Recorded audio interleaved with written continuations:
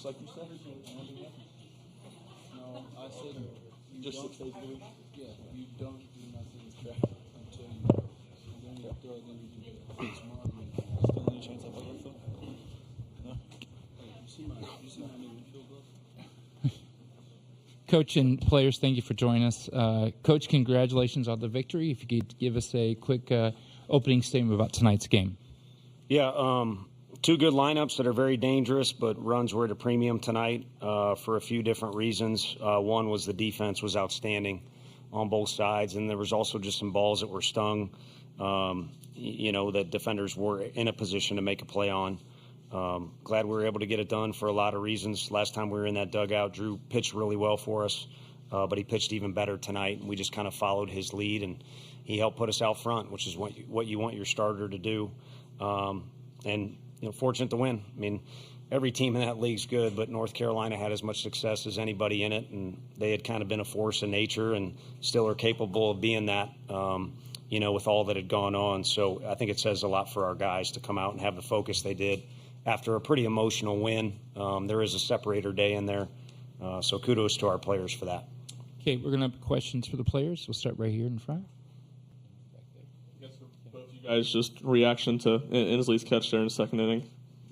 I was very hyped because it saved me from a hit and probably would have been a triple maybe on Southern Parker, but he hit that wall hard, so I was just making sure he was okay. But I was just dumbfounded. That was a crazy catch. We're going to go 1, 2, 3. Matt Talverney from World Baseball Network. For Drew and KT, what's it like to just be the first program to go 2-0 in Omaha in school history and just have, a community like Knoxville and other alumni just to have your support through this? I will say our fans have been great all season long. And then as far as it goes with being 2-0, I think it's just great that both games we came out and we were ready to win the game right in front of us. Yeah, I'm just happy we put ourselves in this spot position, I guess. It's been awesome seeing the amount of fans that have shown up from Knoxville all over the country just wearing orange. This place, it's a pretty special place to us, and so it's awesome that the fans get to come and enjoy it and watch us play our game.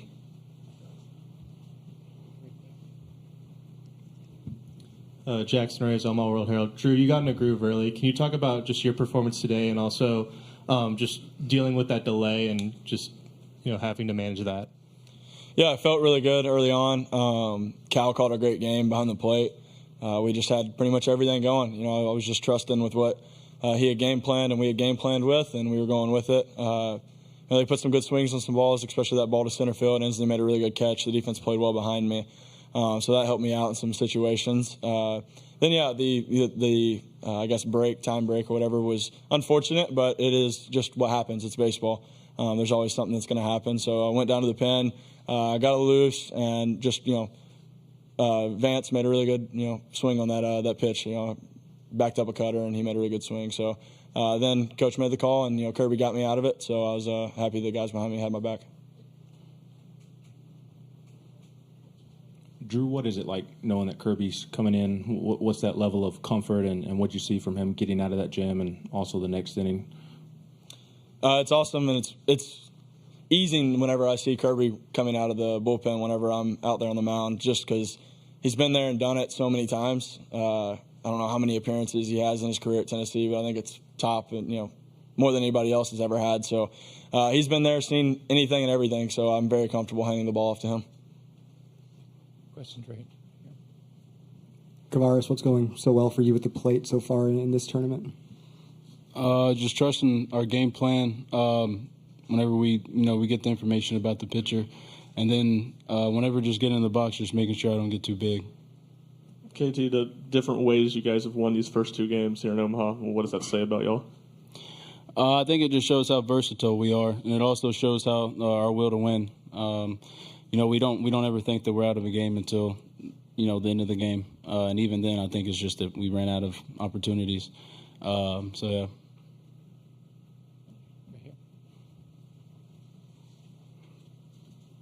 Drew, you talk about Kirby seeing anything and everything. You've been around the program a while, too. And how much do you think y'all's experiences in Omaha have been helping these last couple of games and knowing how to go through this? Yeah, last year we got a taste of what it's like to be here, but we also got a taste of what it's like to be in the losers bracket and how it's hard to come out of that side of the bracket. And so we've really grinded out these last 2 games to put ourselves in this position to where we're ahead 2-0. And yeah, there's a bunch of guys on this team that have done it and been here, and I think that experience has really helped us through it all. Do we have any questions for the student athletes? One last one. Yeah, Kavaris, what was your reaction to Hunter's catch? And just as a fellow outfielder, what kind of goes through a play like that, just trying to make a play in a catch like that? Well, I was running over there to back him up, and I was screaming that he was about to hit the wall, which I doubt he heard me. But once he hit it, my initial reaction was, ooh, and then I saw the ball still in his glove, and I was like, let's go. So a lot of different emotions going on right there. Thank you for asking that question because I interrupted into the first question of the day. So I appreciate it. Gentlemen. Coach, you look for players that will run through a wall for you, and you quite literally have that. What does that mean to you with those players like that? It means a lot. It means when you come to work, you better bring the same, obviously energy and positive attitude, but also work ethic. Ensley came in and was a guy who had to redshirt, and I don't know if he certainly had the athletic ability and the mentality. I don't know if he was ready, to do it right away without the repetitions. And he's a guy that's all over the facility at all times, working on things, especially when he was younger. Now he's able to kind of go about it like a pro now that he's got his own system. But that's why he's in there. That's why he was in there last year. And he's pretty much reached Drew Gilbert's stage where in practice we don't want him anywhere near the wall because we know we'll get our money's worth in a game. It's usually the opposite with an outfielder at high school level or college level. They'll shy away from it. And he's not scared. He's a fighter. Well, at this time, we'll let Kavaris and Drew leave, and we'll let this open time for Coach. Thank you, gentlemen, for your time. Sorry to direct traffic there. I thought we were trying to get our guys. We'll go 1, 2, 3. Then we got 4 over here. We'll go first question. We'll get to everybody. We got some time. We'll go first right up front. Yeah, Tony, there have been a number of great outfield plays made in the series already, including your own. Just as a baseball guy, just not to coach Tennessee, how much do you appreciate what you've seen, if you've seen any of these, and how much as a baseball guy can you just appreciate what he did tonight on that catch? You can in general of the others. I mentioned it after our super regional against Evansville. Sometimes it's not the right occasion to shake hands, but man, when I was a little kid in St. Louis, it's a hockey city. My dad's from Chicago. It's a hockey city. I love that deal where, two teams are trying to beat each other's brains in, but they have the respect for the effort and the ability to be at that level. That's why that handshake is so special in the hockey playoffs. And it took me a while at a young age to figure out, why are they shaking hands? They just fought. One guy knocked another guy's teeth out or whatever it might be. Shout out to Bob Probert. And, I think it's kind of the same admiration. You want to be the best team here, but you have to take a step back and realize you're very fortunate to be amongst the best athletes at the college level. A lot of these guys you scouted or you see in the Cape Cod doing well, or Team USA and things like that. So you got to pinch yourself and make sure you're not being a fan too much, but you're crazy to not be, just at the spectacle this thing has become. Question right here. Yeah, Tony, we've asked the players about the experience of having been here before and how it's helped. And I wanted to ask you, has this felt different for you with some of the lessons learned previous times here? Yeah, but I think more so, too, you guys asked Drew about Kirby coming in. When you go out there, I mean that's Frank's deal with the pitchers. I stay out of his way. I think that's maybe the smartest thing I do. But when I'm out there, I'm on the field, and there's certain feedback and body language and words that are said you get from the players.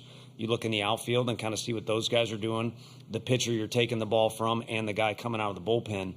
And that's just one example of how this team's a little bit different. Drew wants to be out there, but he was almost excited to give Kirby the ball and said kind of some things to me and the other guys that just made you feel good, made you feel like we're in a good position to play our brand of baseball. And that's not always the case when you're in a high-pressure situation, if you want to call it that, or in a spot where a lot of emotions can be running wild. And this group seems to stick together. I feel like we're getting even closer as the year goes on. And then they have an interesting level of maturity about them. I'm sure anti-Tennessee people will argue, but there's an interesting level of maturity there over the course of 9 innings with all the different things that can happen in a game. Okay, we'll go right here. Tony, obviously you have had a few incredible teams the last few seasons, but why is it this team that's been able to go 2-0 in the World Series so far? I think that's tough. I think when you get here, it's chaos, and anyone, well, at least just from my vantage point, I'm not experienced enough or wise enough to say why this or that, because look at the first 3 games. I mean, out of the 6 teams that played, it could have been any 6 of them won their first game. I mean, it was madness, and it'll probably continue to be that. So I think you just want to be a little better than the other team on that given day, and that can come in a variety of ways, as you all pointed out earlier. But if I was going to answer just on the team's success for the whole year, I got to go broken record and just say the team chemistry and camaraderie that's there. Some greater than the parts applies to a lot of different things, and it certainly applies to teams. It'd be nice to have Michael Jordan and say you got the best guy that can take over, or Peyton Manning at quarterback and he can lead the way. But this is a deal where you got 9 guys and baseball's flying around and arms moving and things like that, and energy out of the dugout. There's just a lot of things that matter in our sport, with all due respect to others. And I think what carries a heavy weight for us is that camaraderie. Okay, question way in the back. Tony, I know it's fresh, but any type of update on Hunter and his health after being taken out of the game? And then second, what is different about tonight with Drew than maybe his last couple of starts? Yeah, the Drew one is easy. I mean, there was conviction to it. I was asked by Chris Burke and the ESPN staff to compare year by year with Drew. And the one thing you all and John Wilkerson and me always talk about with Drew is consistency. So to say, I mean, I think he's really worked hard. Body's improved a little bit. Leadership's definitely gone up. There's a little bit added on there. But if you're going to say how different is he as a player from freshman to junior year, it's not that different. I mean, his hard work has paid off, but consistency is a word that sticks out. But one thing that can happen as you do get older, or especially when you experience this junior year, when you're going to go on to pro ball and you're also supposed to be a team leader, and maybe you move off that day that you've been used to, you can add stuff into the basket, or whatever analogy would be good, to use. And sometimes cutting out the fat or not adding things will help you stay true to your roots. And tonight, I think there was, a real simple approach. I've got good stuff. I'm a good athlete. I'm a good leader. I'm going to go do it. And there didn't seem to be any extra thoughts or trying to accomplish any bonus or extra things. Snead was awesome out there. He wanted to throw better. I think anytime you get North Carolina guys out, you threw good. But he admittedly tried to strike a guy out that he eventually walked. And, again, when you try and add things into the basket, or whatever the heck is the right way to say it, you're probably going to detract from your performance a little bit, and Drew wasn't going to let that happen tonight. Oh, sorry. I said in the mid-game interview, a little pressure there mid-game when you got to do that stuff. I said he was woozy or wobbly or something. I think I said he was woozy. What I didn't mean his head. I meant wobbly. Just he crashed into that wall, and I think hip.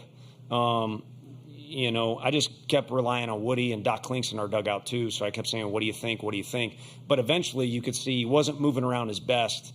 And in the back of my mind, I was thinking, as soon as we got a lead, we can't afford, with the way Drew's throwing the ball, to not get to a fly ball, which ironically is what got us into that spot. I mean, you got to just sit in the stands and watch each pitch, because you don't know which one is going to affect the game the most. And same thing as a player, you just got to hook it up each pitch, because who knows what happens if that ball gets over his head. Tremendous play. Okay, we're going to go 1, 2, 3, 4, and that'll be it. Coach, John Walker from the Omaha World Herald, you had mentioned that runs were at a premium tonight. KT hits the 3-run shot in the 4th, and I think you guys got another the inning after. What is it about this team's home run ability that has allowed you guys to kind of flip games in a moment's notice? Yeah, I think the one thing that you'd be remiss if you didn't point out is Sprague was so good, and he's kind of their Drew Beam, I don't mean to speak for them, but just watching and looking at the numbers, he's incredibly consistent. He's a strike thrower. But some of those outs did not come very easily for him. Even Burke strikes out in the first inning, but it might have been a 10-pitch at bat, and it allows our guys to see what's going on. Our guys were kind of leaning on him. And then, the one thing we've kind of mentioned with our guys is, like, anybody on that list, and Reese Chapman was in the lineup tonight. Bargo did what he did against Evansville. Any one of them might be able to get you or do something for us. But when everyone's kind of involved in trying to contribute, you kind of end up with that deal, like I said, where we're kind of leaning on Sprague a little bit, and someone was just able to get to him. So that would kind of be my explanation of that deal. And, yeah, I mean, I think when you do have the best athletes playing defense behind some of the best arms in the country, runs are always going to be difficult to get. Okay, right here. Hey, Coach, Chris Phillips, SEC Unfiltered. You talked earlier about how great the defense was tonight. We all know what Christian Moore can do swinging the bat, but that play he made later in the game, moving to the backhand side, kind of flipping the ball underneath, and, of course, Blake picking it over there at first, one of the best plays you're going to see in college baseball. Just talk about how valuable an asset he is in your infield. Again, we all know what he can do swinging it, but one of the best defensive second basemen in the country as well. Yeah, no, it's nuts. If you look at that play, the replay, fortunately, we were able to watch it more than one time. And it was a pretty dang good play, but it's nuts to think, what happens if that? He might have saved us, from going to another guy in the bullpen. Although, like I said, I thought Snead was throwing the ball well. And then North Carolina's been able to mount some comebacks too. So you're trying to, prevent any chaos from starting. But yeah, he's taking a lot of pride. It wasn't good over there at second freshman year, just to be honest with you. And kind of like we used Ensley as an example, it became a pride point for him. And he got really good at it last year. And then now he's gotten to the point where he played shortstop for us at some point this year. He was begging to go to center as soon as Ensley came out of the game. He has been there this year. And it's a good conversation for scouts to have. Clearly, this guy's physical enough and smart enough to be a hitter at that level. Where are we going to play him? I think they've got a lot of options. And at the very least, it wouldn't be Dan Ugla, with all due respect. I think he played at Memphis, right? Tennessee. You're not just putting a bat at second base. Like, as you mentioned, he's pretty dang good over there for us. Okay, last two, right there and right here. Right there. You mentioned during the pitching change, it kind of you saying you feel like you guys were in a good spot to play your brand of baseball. What would you say your brand of baseball is? Well, I don't think you want to get too caught up in what's going on with, they get a guy on base or what are we doing here? Or it's you're not going to be relaxed. Everyone says be loose. Well, come on. We know where we're at. So, but you can't be tense, and you got to still be able to breathe and carry on a conversation and have a realistic understanding of what the situation is. Call it self-awareness is big in that situation. So I think that vibe, they want that from us. They don't want us yelling at them like absolute maniacs, if that's a good example. And then we also want them just to be present in whatever the situation is. And in that deal where we're having a meeting, you can't play ball. You just got to kind of prepare for the next situation. The next thing is hand the ball off to Kirby. Everyone in that moment talked about how much they trust Kirby, which he's obviously earned. And then we go out there and play ball and see what happens. And like I said, here, with these teams and in the moments and all that, anything can swing one way or the other. But we would prefer it be our team showing up and doing what we do, which you guys have seen, and go to battle with that and just see where it gets us. Okay, last question right here. You mentioned Kirby there. What has allowed him to succeed in his role, being that it's so different from what he was doing for you guys last year? Yeah, he's been asked to do a lot more. And maybe it's fitting parallel there because he's done a lot more in the community and in our locker room. It's been every year just a growing presence of a guy who is a special individual. And even though it's, you don't see a guy creeping up. Frank's had these guys like Crochet's a lefty that goes from 87, 88 to 100. That's not the progression Kirby has made, but he's worked at a lot of different things to progress as a pitcher, not just a person. And, I think he's continued to improve as he is. But the one thing about throwing him out there is, like today, everybody feels good. Whatever happens with him on the mound, so be it. We'll go back to the hotel. Maybe you're frustrated, maybe you're happy, but you're going to put your head on that pillow and be good with whatever it is that he does, because he's one of those guys that you go to battle with. So this whole thing I throw out there about our locker room's great. You know, it's not me. There's a lot of special things that got to go in place. And Drew being unselfish and congratulating a guy for getting the ball on opening day instead of him when it's kind of his pitching staff, that's something. And then Kirby just being Kirby. He gets the ovations he does for a reason. That's something. Coach, thank you very much for your time. You bet. Thank you. Michael Jordan, you like? Yeah. Oh, you like Sean Kemp better though? He likes. I'm a Pacer fan. Oh. Yeah. All right. Yeah.